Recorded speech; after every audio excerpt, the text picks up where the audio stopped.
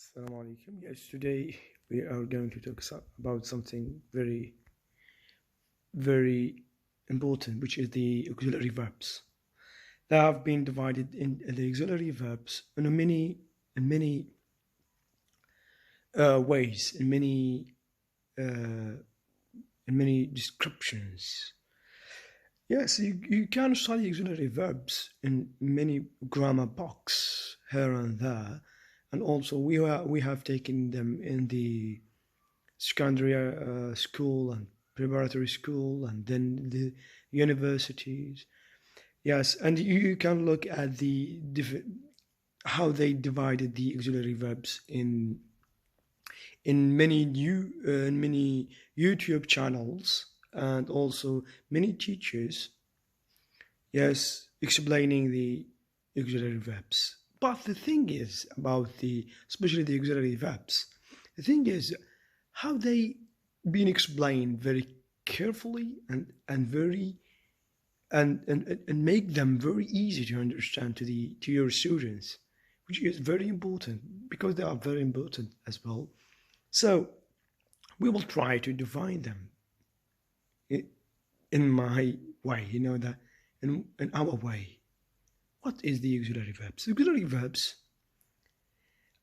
uh, like the word imposes or explains, auxiliaries. It means that to add something into the main verb or something main there. So, as I told you, there are many teachers that describe and divide the auxiliary verbs on their own. They are right, but let's, yes, try to follow me on this. Auxiliary verbs, this is the umbrella word. Auxiliary verbs. Let us divide them to the modals and helping verb. Modals.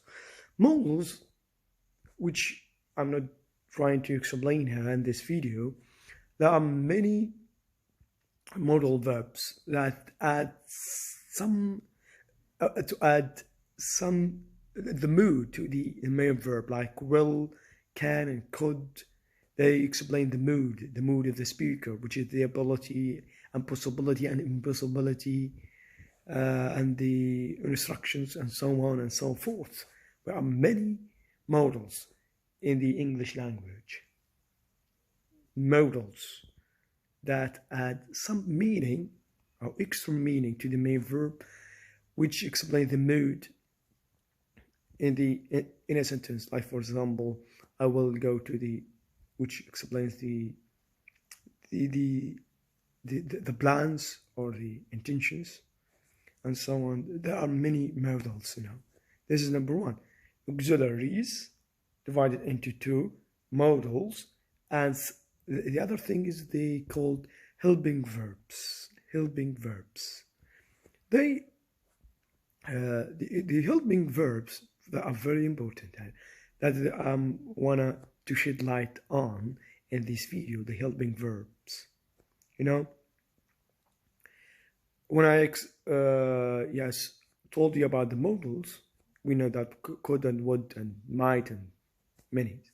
But the helping verbs, there are only three helping verbs. Helping verbs, auxiliary, modals, we explained them right now, and helping, there are three. Verb to be, and verb to have, and verb to do. There are three helping verbs. So, auxiliaries, modals, which are the many modals in English, and helping, there are three. Why we call them helping here? Helping verbs, which they, follow me again. Auxiliaries, go to the modals, there are many, might and would, and helping, there are three, be, do, and have. Helping for what? Helping for three things. Three jobs for these helping verbs. Number one, to make questions, especially in the simple tenses, like, for example, simple present tense, simple past tense. Yes. Like for example, is he a teacher? Is she your sister? Is her is a helping verb, make questions. You know, this is it. Number one, helping verb to help in making questions. And also in the, you can do this in the present simple tense when you ask about, for example, do you have a job? Does she like music? Does her, to help to make questions. And number two, to negate. To negate. Yeah. For example, he's a teacher. I'm sorry. For example,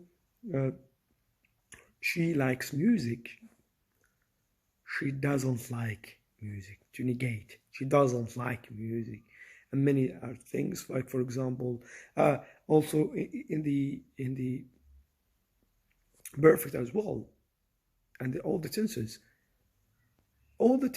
when we are negate and make questions, these helping verbs, yes, help us to make negation and to make questions as well.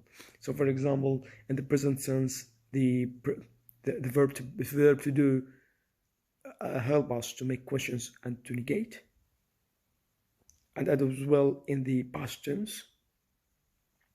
In the perfect tenses, the verb to have helping us make questions and negate as well. This is it. And this is it. Yani, the helping verb help us, number one, in making questions. Number two, to negate. Yes, the last thing is that these helping verbs help us, for example, is that they contribute in the constructions of the perfect tenses and continuous tenses. Help us to contribute in the constructions of the perfect and continuous tenses. We have the past continuous and present continuous. We have past perfect and present perfect. So in these tenses, the constructions of these tenses, or the structure of these tenses, there is a helping verb help us to construct this verb. For example, present continuous. Present continuous. What are the constructions? Is verb to be plus verb ing. So verb to be here help us to construct a tense called present continuous. And the past continuous, for example, verb to be was were plus verb ing. Present perfect, have plus the third form of the verb. And past perfect, a verb to have, which is had, plus the third form of the verb. So